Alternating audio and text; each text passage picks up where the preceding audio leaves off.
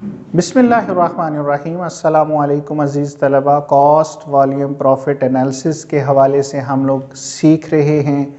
अपने last lecture में हमने देखा था कि अगर किसी भी वजह से हमारी फ़िक्स्ड कॉस्ट इंक्रीज़ हो जाती है या डिक्रीज़ होती है, या हम अपने टारगेटेड प्रॉफिट को कम कर लेते हैं या ज़्यादा कर लेते हैं, तो उसका हमारे सेल्स वॉल्यूम पे क्या इफ़ेक्ट पड़ेगा। और हमने ये सीख लिया था कि यहाँ पे डायरेक्ट रिलेशनशिप है, यानी कि अगर हम अपनी फ़िक्स कॉस्ट हमारी बढ़ती है या हम अपने टारगेटेड प्रॉफिट को इंक्रीज़ करते हैं, तो डेफिनेटली हमें अपने सेल्स वॉल्यूम को भी इंक्रीज़ करना पड़ेगा और हमें ज़्यादा यूनिट्स जो हैं वो फ़रोख्त करने पड़ेंगे ताकि हम अपनी फ़िक्स्ड कॉस्ट को कवर कर सकें और अपने टारगेटेड प्रॉफिट को अचीव कर सकें। आज के इस लेक्चर में हम सीखेंगे कि अगर हमें अपनी सेल्स प्राइस सेट करनी हो तो कॉस्ट वॉल्यूम प्रॉफिट एनालिसिस को इस्तेमाल करते हुए हम किस तरह से अपनी सेल्स प्राइस सेट कर सकते हैं।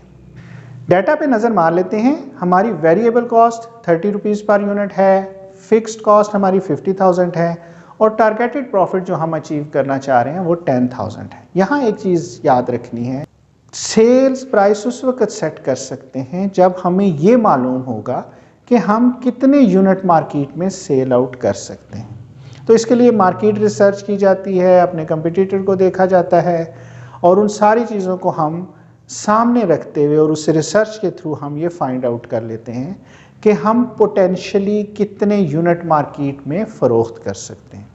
तो यहाँ हम अपनी जो एक्सपेक्टेड सेल्स हैं या बजटेड सेल्स हैं हमारी, वो हमें मालूम है कि हम 5,000 यूनिट्स जो हैं वो मार्केट में सेल करने के काबिल हैं और हमारे पास इतनी पोटेंशियल मौजूद है कि हम इतने यूनिट आसानी के साथ मार्केट में फ़रोख्त कर लेंगे। अब हम आते हैं कि हम किस तरह से सेल्स प्राइस सेट करेंगे ताकि हम ये 5,000 यूनिट्स जो है मार्केट में बेच सकें। तो हमारी कैलकुलेशन लास्ट से स्टार्ट होगी। हमारे पास फिक्स्ड कॉस्ट 50,000 रुपीज़ है, 10,000 हमने अपना टारगेटेड प्रॉफिट रखा हुआ है, तो 60,000 है जो हमने अपने कंट्रीब्यूशन मार्जिन से हासिल करना है। तो यहाँ तो हमें कंट्रीब्यूशन मार्जिन नहीं पता क्योंकि हमें सेल्स प्राइस के बारे में मालूम नहीं है। तो यहाँ जो हमें मालूम है वो है हमारी एक्सपेक्टेड सेल्स वॉल्यूम यूनिट्स के अंदर। तो 5,000 यूनिट्स हम मार्केट में बेच सकते हैं, तो हम इस 5,000 से डिवाइड करेंगे 60,000 डिवाइडेड बाय 5,000, तो ये हमारी 12 रुपीज़ आ जाएंगे और ये हमारा टारगेटेड कंट्रीब्यूशन मार्जिन कहलाएगा। यानी कि ये वो मार्जिन है जो हमें अपने कंट्रीब्यूशन मार्जिन है जो हमें अपनी सेल्स प्राइस से चाहिए होता है।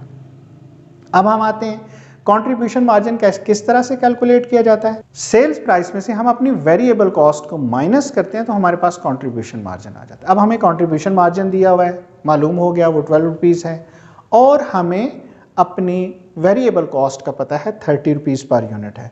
तो अब हम इन दोनों को जमा कर लेंगे। 30 रुपीज़ हमारी वेरिएबल कॉस्ट पर यूनिट है, 12 रुपीज़ हमारा टारगेटेड जो है वो कंट्रीब्यूशन मार्जिन है, तो 42 रुपीज़ जो है ये हमारी सेल्स प्राइस जो है वो सेट हो गई। उम्मीद है कि आपको समझ में आ गया होगा कॉन्सेप्ट कि किस तरह से हम जो एक्सपेक्टेड सेल्स वॉल्यूम अगर हमें मालूम हो तो उसको सामने रखते हुए हम कॉस्ट वॉल्यूम प्रॉफिट एनालिसिस के ज़रिए अपनी सेल्स प्राइस जो है वो सेट कर सकते हैं। अपने नेक्स्ट लेक्चर में हम इंशाल्लाह ब्रेक इवन पॉइंट के हवाले से बात करेंगे कि किस तरीके से हम ब्रेक इवन पॉइंट जो है वो कैलकुलेट करते हैं और ब्रेक इवन पॉइंट जो है वो क्या होता है।